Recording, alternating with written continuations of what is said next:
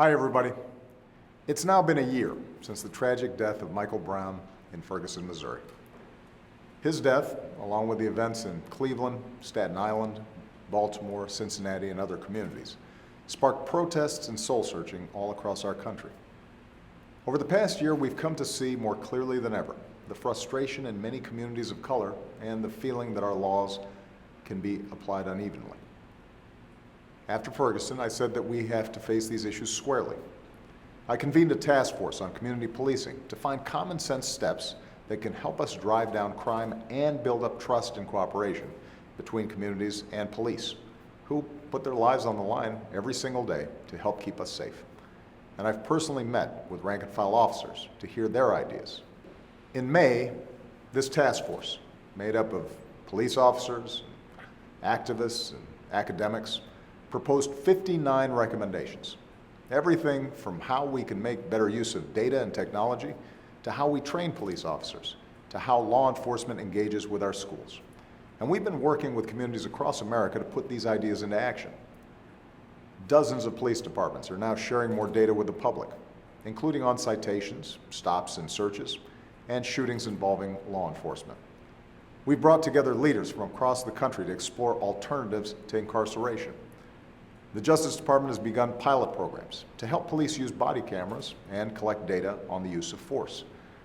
This fall, the department will award more than $160 million in grants to support law enforcement and community organizations that are working to improve policing.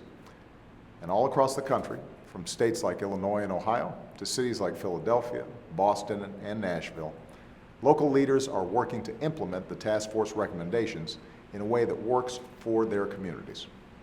So we've made progress, and we'll keep at it. But let's be clear, the issues raised over the past year aren't new, and they won't be solved by policing alone. We simply can't ask our police to contain and control issues that the rest of us aren't willing to address as a society. That starts with reforming a criminal justice system that too often is a pipeline from inadequate schools to overcrowded jails, wreaking havoc on communities and families all across the country. So we need Congress to reform our federal sentencing laws for nonviolent drug offenders. We need to keep working to help more prisoners take steps to turn their lives around so they can contribute to their communities after they've served their time. More broadly, we need to truly invest in our children and our communities so that more young people see a better path for their lives. That means investing in early childhood education, job training, pathways to college. It means dealing honestly with issues of race, poverty, and class that leave too many communities feeling isolated and segregated from greater opportunity. It means expanding that opportunity to every American willing to work for it, no matter what zip code they were born into. Because in the end, that's always been the promise of America.